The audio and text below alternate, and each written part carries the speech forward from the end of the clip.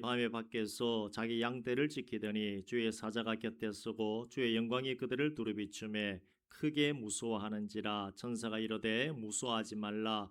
보라, 내가 온 백성에게 미칠 큰 기쁨의 좋은 소식을 너에게 전하노라. 오늘 다윗의 동네에 너희를 위하여 구주가 나셨으니 곧 그리스도 주시니라.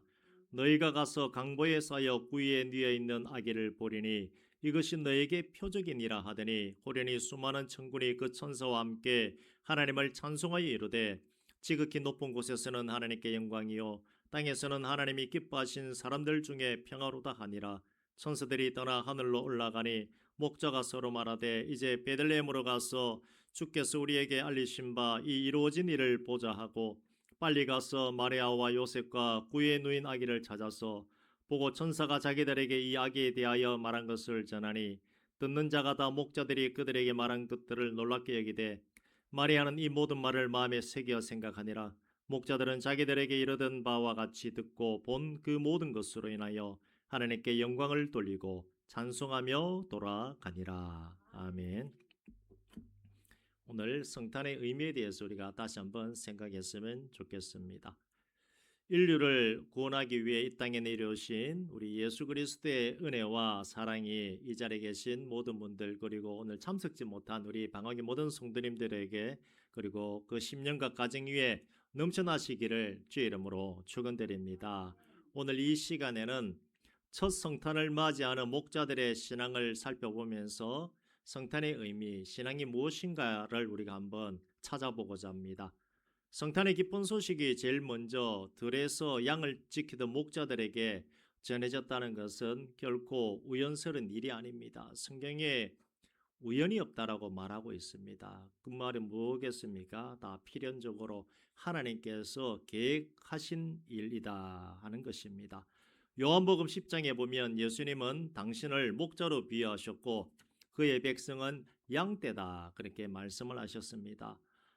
양떼를 치기 위해 오신 아기 예수님의 성탄 소식이 들에서 양떼를 지키던 베들레헴의 목자들에게 전해진 것입니다. 누가복음 2장 10절과 11절에 이렇게 말합니다. 천사가 이르되 무서워하지 말라. 보라, 내가 온 백성에게 미칠 큰 기쁨의 좋은 소식을 너에게 전하노라. 오늘 다윗의 동네에 너희를 위하여 구주가 나셨으니 곧 그리스도 주시니라. 이렇게 말합니다. 천사가 목자들에게 들려준 이 말 한마디는 수백 년 동안 혹 수천 년 동안에 구세주 메시아가 오기만을 애타게 기다렸던 이스라엘 사람들에게는 복음 중에 복음이었습니다. 이 복음, 이 엄청난 복음이 들려진 것은 화려한 왕궁이 아닙니다. 장엄하고 거룩한 성전도 아닙니다. 밤중에 들에서 양을 지키던 목자들을 통해서 들려졌던 것입니다. 목자들은 이 기쁜 소식을 알리기 위해 베들레헴으로 달려갑니다. 그리고 천사가 말한 대로 강보에 쌓여 구유에 누워있는 아기를 보고 경배합니다. 목자들은 천사가 전해준 성탄 메시지를 전합니다. 아기의 부모님들과 사람들에게 그 메시지를 전합니다. 목자들의 이야기를 들은 사람들의 반응은 18절에 보면 놀랍게 여기되 라고 그렇게 말합니다. 그리고 마리아는 이 모든 말을 마음에 새기어 생각하니라 이렇게 말하고 있습니다. 목자들이 와서 전한 말은 마리아에게는 새삼스러운 말이 아닙니다. 예수님을 잉태하기 전에 천사 가브리엘이 먼저 마리아에게 찾아왔던 일이 있습니다. 그때 전해준 말이 이렇습니다. 보라, 네가 잉태하여 아들을 낳으리니 그 이름을 예수라 하라 하는 말씀을 마리아는 이미 받았던 것입니다. 그뿐 아닙니다. 남편 요셉에게도 나타났습니다. 마태복음 21장 20절과 21절에 보면요. 주의 사자가 현명하여 이르되 다윗의 자손 요셉아 네 아내 마리아 데려오기를 무수하지 말라. 그에게 잉태된 자는 성령으로 된 것이라. 아들을 낳으리니 이름을 예수라 하라. 이는 그가 자기 백성을 그들의 죄에서 구원할 자이심이라 하니라. 아멘. 마리아뿐 아니라 마리아와 정혼한 요셉에게도 나타나서 미리 알려주었던 것입니다. 알려주었던 그 일이 지금 일어났습니다. 나사렛에서 살고 있던 자신들이 베들레헴까지 오게 되었습니다. 그리고 이곳 베들레헴에서 아기를 낳게 되었는데 이 모든 것은 우연이 아니라 하나님께서 정하신 바 그대로 된 것입니다. 목자들이 찾아와서 천사가 전해준 말을 듣는 순간 마리아는 지금까지 되어진 일들을 하나하나 생각하게 되었습니다. 이런 엄청난 일을 아무렇게나 말할 수도 떠들어 댈 수도 없습니다. 마리아는 신중히 생각하고 마음에 깊이 이 일을 둔 것입니다. 이것이 마리아의 신앙입니다. 예수님을 잉태했을 때도 한바탕 소동이 일어날 뻔했습니다. 마리아가 아줌마입니까? 천의 배가 점점 불러오자 동네에서는 이상한 소문이 나기 시작합니다. 잘못하면 마리아는 부도덕하다 하는 명을 쓸 수밖에 없었습니다. 심지어 결혼하기로 약속한 남편 요셉도 이를 알아챘습니다. 결혼 약속이 파탄지경에 이를 정도였습니다. 그때도 마리아는 굳이 변명하고자 하지 않았습니다. 그런데 이 아기가 태어난 지금 생각지 않게 천사의 소식을 전해들은 목자들이 찾아와 엄청난 사실을 이야기합니다. 마리아나 요셉에게는 전혀 새로운 일이 아닙니다. 그렇다고 해서 마리아는 자기가 예수 그리스도의 모신이다라고 자랑하거나 얻지 않았습니다. 조용히 마음에 간직하고 말을 했을 뿐입니다. 마리아는 단순히 성탄의 현상만 보지 않았습니다. 지금까지 일어나고 있는 모든 일들을 마음에 깊이 간직하고 있었던 것입니다. 그리고 사람들이 하는 말을 귀담아 들어서 무엇이냐면 하나님의 선하신 뜻이 무엇인지 생각하는 나왔다는 것입니다. 오늘 성탄을 맞이하는 새도 이어해야 할 것입니다. 예수님이 왜 이 땅에 오셨는가? 왜 2000년 전에 오셔가지고 그 죽음을 하셔야만 되는가 하는 것을 우리는 생각해야 되겠습니다. 왜 그렇게 하셨을까? 하나님의 선하신 뜻이 우리를 깊게 묵상하는 오늘 바로 이 시기를 주의 이름으로 부탁드립니다. 모든 밤 밖에서 양을 지키고 있던 목자들은 실로 엄청난 사건이 일어난 그 일을 목격하게 되었습니다. 갑자기 천사가 나타나서 전한 말이 메시아가 탄생했다 하는 말이다. 크고 화려한 왕궁이 아니라 베들레헴 초란 동네에 하나님의 아들이 태어나 강보에 쌓인 채 구유에 있을 것이다 하는 말입니다. 그뿐 아니라 호의 허다한 천국의 천사와 함께 하나님을 잘 모습 보입니다. 그리고 그들은 베들레헴으로 달려갔습니다. 그 캄캄한 밤중에 어디에 가서 방금 태어난 아기를 찾을 수가 있겠습니까? 오히려 밤은 지나고 밝은 아침에 찾을 수도 있었습니다. 그러나 할 수 없었던 것은 하나님의 약속의 말씀이 이루어지는 그 빨리 보고 싶었던 것이다. 그 사람들이 천의 말을 순순히 믿고 받아들였다는 것입니다. 모든 이스라엘 사람들은 남녀노소 빈부귀천을 막론하고 메시아를 기다리고 있었습니다. 메시아 대망 사성을 그들은 가지고 있었던 것입니다. 사람들의 상식대로라면 기다리는 메시아는 베들레헴이 아니라 이스라엘 왕궁에서 태어나야 했을 것입니다. 그리고 구유가 아니라 아주 귀한 왕궁의 침실에 누워 있어야 우리 사람의 상식으로는 맞습니다. 그러나 그들은 이런 상식을 뛰어넘는 천사들의 메시지를 믿고 받아들였습니다. 모든 앞에 전개된 모습은 왕의 아들이 태어난 모습치고는 너무나 초라했습니다. 그러나 그들은 의심 없이 받아들입니다. 자기들에게 이야기한 모든 사실을 사람들에게 이야기하였습니다. 그리고 하나님께 영광을 올리고 찬송합니다. 이것이 성탄절의 진정한 의미입니다. 예수님이 탄생했습니다마는 사람들은 그 의미를 잘 알지 못합니다. 많은 사람들이 성탄의 이야기 들으면 이상하게 생각하고 고개를 갸우뚱하면서 심각하게 받아들이지 않습니다. 어떤 사람들은 성탄에 대해서 얘기하면 듣고자 하지 않고 외면해 버립니다. 그러나 목자들이 그렇게 한 것처럼 또 모든 사람들에게 성탄의 이야기를 전해 주어야 합니다. 모든 사람들이 외면하는 가운데도 마리아처럼 조용히 마음속에 성탄이 과연 무엇인가 하며 간직한 사람들이 분명히 있을 것이기 때문입니다. 우리를 위해 구주가 이 땅에 오셨습니다. 예수님이 십자가에 달려 위에 이 땅에 오셨는데 그 십자가의 혈액은 모든 인류에게 주어진 것이 아닙니다. 누구에게만 주어집니까?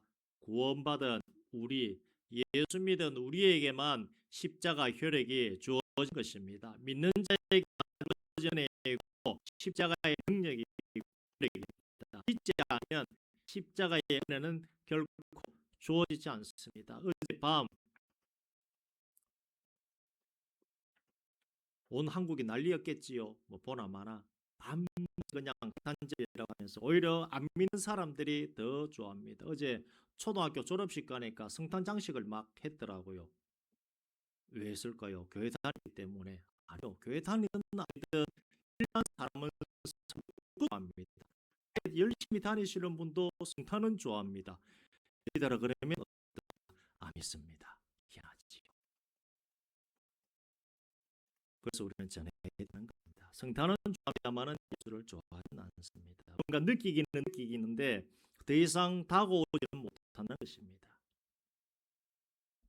그러나 우리는 예수 믿는 은혜가 창세전에 주어졌고 이제는 예수를 믿기 때문에 오늘 우리는 예수님의 그 탄생, 왜 나를 위해서 이 땅에 오셨을까? 우리 모두를 위해서 예수님께서 십자가에 달려 죽으셨습니다마는 어차피 우리 다 같이 천국 가는 게 아니지 않습니까? 1대1 하나님과 1대1 우리 만남입니다. 보십시오. 예수님 왜 나를 위해서 태어났어요? 여러분 때문에 태어난 겁니다. 왜 나를 위해 태어나셨습니까? 왜 나를 위해 침뱉음 당하고 채찍에 맞으시고 달릴 때 옷 입었습니까? 안 입었습니까? 하나도 안 입었습니다. 에서는 뭐 하나 걸쳤으면 시제라고 홀라당 그냥 다 벗겨가지고 망신이라고 하는 망신은 다 당하면서 십자가에 달려 물과 피를 피 다 흘리고 나니까 내일은 안식일이기 때문에 십자가에 둘 수 없습니다. 빨리 죽여야 되기 때문에 향을 가지고 허리 그냥 찔러가지고 남아 있는 물까지 완전히 다 흘리는 그 고통을 왜 나를 위해 당하셨습니까? 라고 깊이 있게 물어보시길 바랍니다. 그게 기도입니다. 그 정도 보셔야죠. 깊이 있게 물어보면 분명히 예수님께서 말씀하십니다. 오늘 그 묵상하시길 바랍니다. 우리 주일학교 학생들도 묵상하길 바랍니다. 묵상하면 깨달아냅니다. 내가 주님이라는 사실을 깨닫게 사서야 되겠는가 하는 사실을 분명히 예수님께서는 나에게 말씀합니다. 그리고 또 담임 주는 분도 계십니다. 내를 위해서 피 흘려 죽었는데 너는 내 일을 해라 하면서 또 분명히 계실 겁니다. 성탄절 기쁘고 즐거운답니다. 기뻐하시고 자유하시고 전에서 충만하시길 바랍니다. 기쁨으로 충만하시길 바랍니다. 절대 가라앉지 마시길 바랍니다. 왜요? 나를 위해 십자가 달려주시고 모든 것을 대신 감당해 주시는데 왜 정하십니까? 왜 고민하십니까? 오늘이 기쁘고 즐거운 날입니다. 예수님을 깊이 묵상하셔서 왜 이 날이 누구에게 주어졌습니까? 여러분들에게 주어졌습니다. 여러분 위해서 주어졌다는 것입니다. 여러분들에게 위해서 예수님이 이 땅에 오셨다는 것을 반드시 기억하시길 바랍니다. 우리 자신들이 과거에 어떤 상황이 있었는데 오늘은 내가 어떤 사람이 되었는가 하는 이런 생각을 보면 우리는 더 감격적인 성탄절이 될 것이고 희망과 소망과 기쁨으로 가득한 오늘이 될 것입니다. 에베소서 2장 3절에 이렇게 말합니다. 우리도 가운데서 육체의 욕심을 따라 지내며 육체와 마음에 원하는 것을 하여 다른 이들과 같이 일상 진노의 자이었더니 라고 말합니다. 구원하시고자 2000년 전에 오셨던 아기 예수님을 생각하면서 동시에 앞으로 오실 예수님께서 우리는 준비하며 살아야 되겠습니다. 초림하셨고 다시 오시면 뭡니까?